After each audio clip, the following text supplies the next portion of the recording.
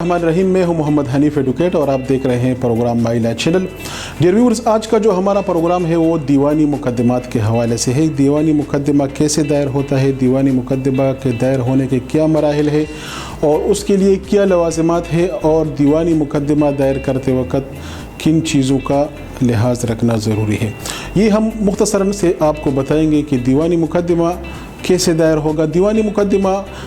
किसी दावा या दरख्वास्त के पेश करने से अदालत में ये स्टार्ट हो जाते हैं और according to order 6 rule 1 civil procedure code ज़ाबित दीवानी जो है उसके हवाले से, प्लीडिंग्स के हवाले से ये है कि दावा और जवाब दावा ये प्लीडिंग तस्वर होगी। लेकिन इसमें एक और चीज़ जिसका हवाला नहीं दिया गया है वो जवाब अल जवाब है, यानी जब दावा जमा हो जाता है उसके बाद जवाब दावा आ जाता है और जवाब दावा के बाद अगर कोई शख्स ये समझता है कि इसकी मज़ीद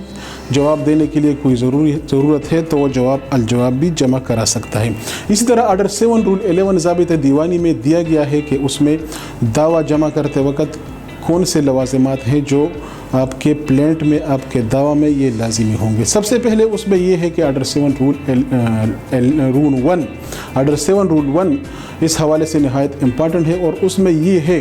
कि अदालत का नाम लिखा गया हो, दूसरा उसमें फरीकैन के नाम लिखे गए हो, तीसरा जो टाइटल है आपका वो लिखा गया हो, और चौथा जो काज ऑफ एक्शन है आपका कोर्ट फीस के हवाले से है, और तीसरा जो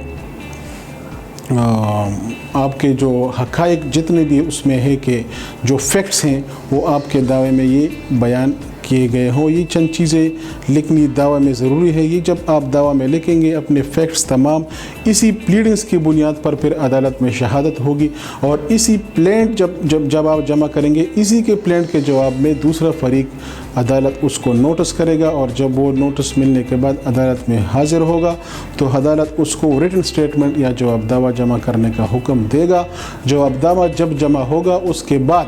तनकीहात वज़ा होंगी, इशूज़ वज़ा होंगी और फिर दोनों फरीक़ैन को शहादत के लिए अदालत में मौका दिया जाता है। सबसे पहले मुद्दई की शहादत होती है और उसके बाद फिर डिफेंडेंट की शहादत होती है और दोनों फरीक़ैन की शहादत मुकम्मल होने के बाद आखिर में मुकदमा पर बहस होती है और फिर अदालत इस हवाले से हुक्म जारी करते हैं। दोस्तों,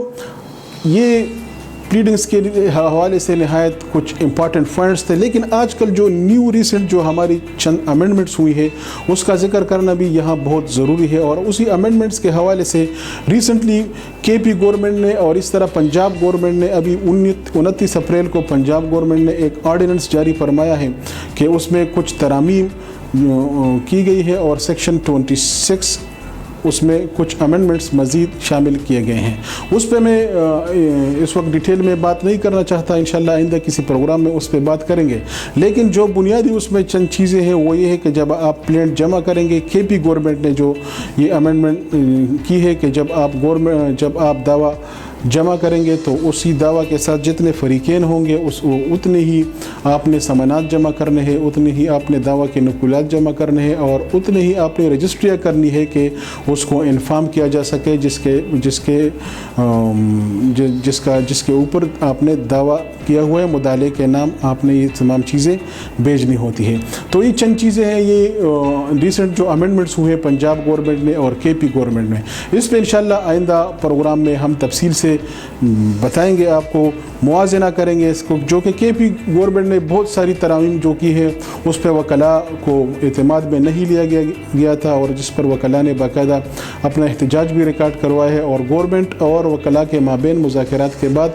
वही तरामीम CPC में जो है फ़िलहाल मुअत्तल है। लेकिन उसी मुअत्तल तरामीम के हवाले से हम इंशाल्लाह आइंदा प्रोग्राम में बात करेंगे। जो नई अमेंडमेंट्स हुई हैं पंजाब गवर्नमेंट ने की है CPC में, अभी रिसेंटली गवर्नर पंजाब ने ऑर्डिनेंस जारी फरमाया है, इस पर इंशाल्लाह इसका जायज़ा लेंगे, तकाबुली जायज़ा लेंगे, इस पर बात करेंगे। अगले प्रोग्राम में इंशाल्लाह फिर हाज़िर होंगे, तब तक के लिए इजाज़त दीजिए। अल्लाह हाफ़िज़।